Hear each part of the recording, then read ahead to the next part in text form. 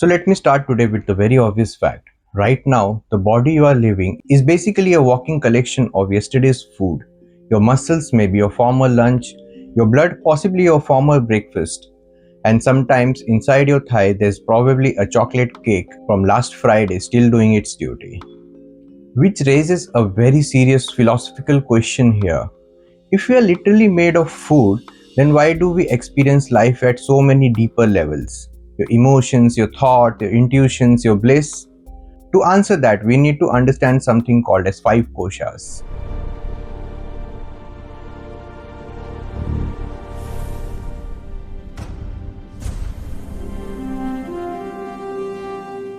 But before we go deeper, if you haven't watched episode 0 and episode 1, pause this video and watch those first, even if at 2x speed, because you wouldn't like it very much today if I somehow prove it to you and convince it to you that you are just a mixture of pizza and burger blended with some coke and ice, which is walking on the street, breathing and farting at the same time everywhere.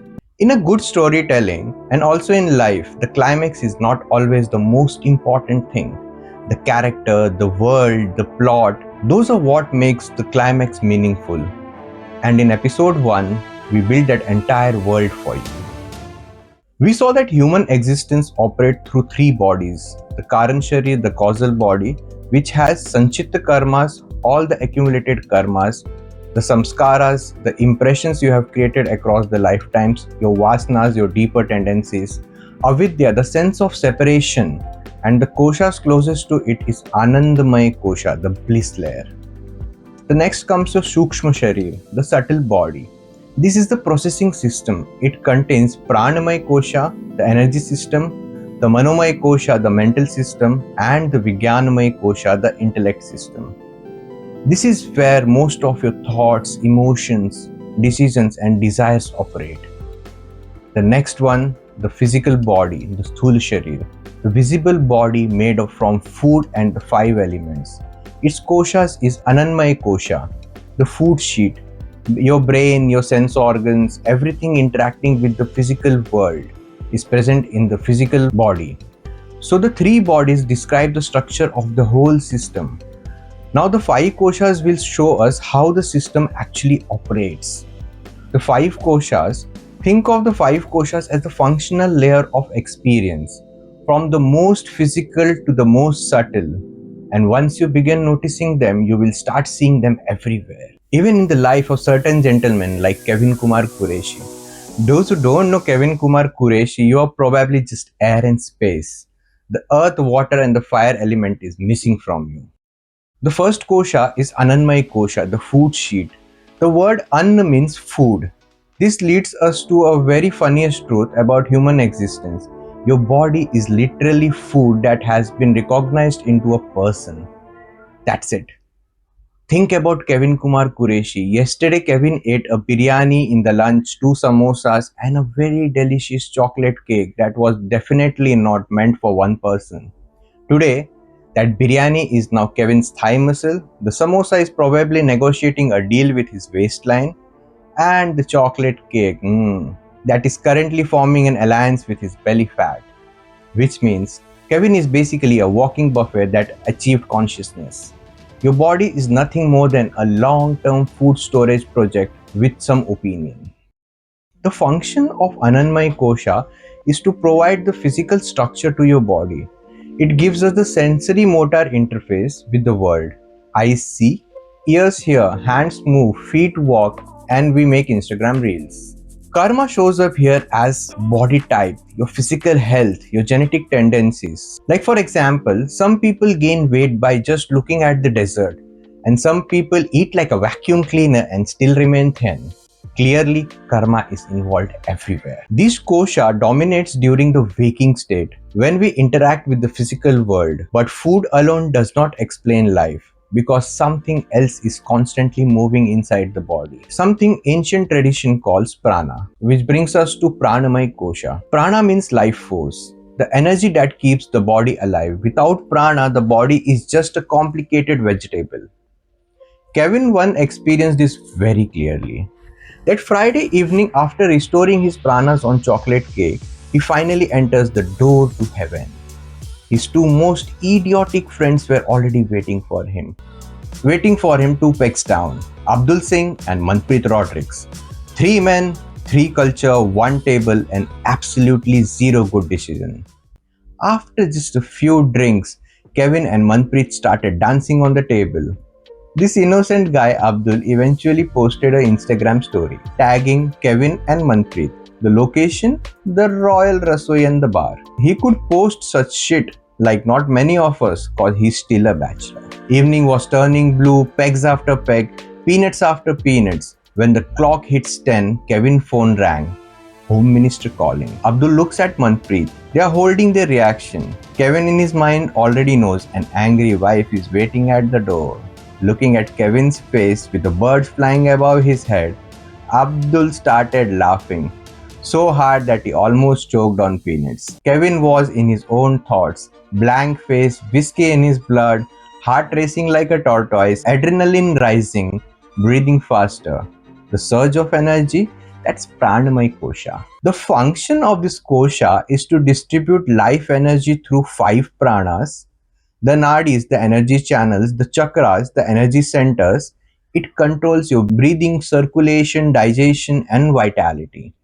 The key property of this Pranamaya Kosha, the prana flows through all the koshas. If prana becomes disturbed, everything becomes disturbed. Your mood, the clarity, even the physical health. So there is a very simple rule out there. Dense prana is equal to restricted life experiences. Flowing prana is expanded life experiences. But energy alone does not explain human behavior, because the next layer is where things become truly chaotic. The mind. The mind is the layer of thoughts, emotions, and desires. And if you have lived inside a human mind even for 5 minutes, you know it can behave like a monkey with a Wi-Fi. Now Kevin is under a war. His chit remembers his wife's face every time he came home drunk. So his manas jumps in. Let's tell her this is a Friday evening, so I'm chilling out with friends. Ahamkara says, why should I say the truth and get punched on the face? Let's say I'm at office working till late. I also deserve to celebrate evenings in peace. Now his past memories, his intellect, and his ego is playing with his mind and his self-identity. So the function of Manomaya Kosha here is to process emotions, thoughts, and desires and your various other psychological patterns. It stores samskaras in chitta. This is where karma begins influencing daily life. Here karma appears as your personality traits, your emotional reactions, and your repeating thoughts. This is exactly what happened in Mahabharata with Duryodhana. Krishna himself advised him what was right, but Duryodhana said something fascinating. He said, I know what dharma is, but I cannot follow it. I know what adharma is, but I cannot stop it. This is exactly Manomaya Kosha under the influence of Vasana. The mind knows the truth and the impression pulls it elsewhere. But inside every human, there's another layer, a quieter one, the layer that actually decides. That's Vijnanamaya Kosha, the 4th kosha of the body. This is the layer of buddhi, the discriminating intellect. When Kevin was about to message his wife, two voices appeared. Mind says, say you are at the office. Intellect says, you are at the bar. Mind says, but happiness? Intellect says, what if she finds out? Mind says, she can't. Intellect says, then be ready to see her face when you reach home. This is the battle between Manomaya Kosha and the Vijnanamaya Kosha. The function of this Vijnanamaya Kosha is to analyze a situation, judge what's right or wrong, see patterns around that situation, and make a proper decision. Here at Vijnanamaya Kosha, karma appears as wisdom, intuition, and clarity of judgment. This is also where many spiritual traditions says liberation begins, because buddhi can observe the mind, and once you observe something, you are no longer completely controlled by it. But beyond intellect lies one final layer, a layer everyone experiences daily yet hardly anyone understands. Your Anandamaya Kosha, the 5th kosha, the bliss sheet. Every night Kevin goes to sleep, his body rests, his mind shut down, even his egos disappear. Yet when he wakes up, he says, I slept so well. That's peaceful, right? This background experience belongs to Anandamaya Kosha. This layer is the closest interface with pure consciousness. It contains deep sense of existence, the simple feeling I am. Here karma appears as deep well-being, meaning in life, capacity for peace. Mystics says when meditation becomes deep enough, a person begins touching these layers consciously. And when that happens, happiness stops depending on external events. So the entire system looks like this: Atma, your pure consciousness; your causal body, the karmic storage; your subtle body, the mind, energy, and intellect; your physical body, the food-based structure; and the five koshas shows how these layers operate from gross to subtle.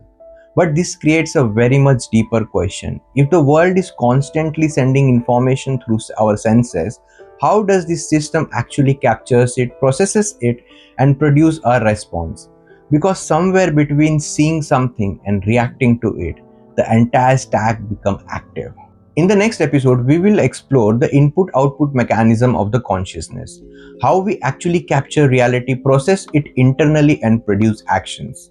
And Kevin Kumar Qureshi is the best guy. Trust me, he's the best guy to give us some deeper understanding, because the next thing that happens at the bar with Kevin, Abdul, and Manpreet will perfectly reveal how the mind captures and processes the external world.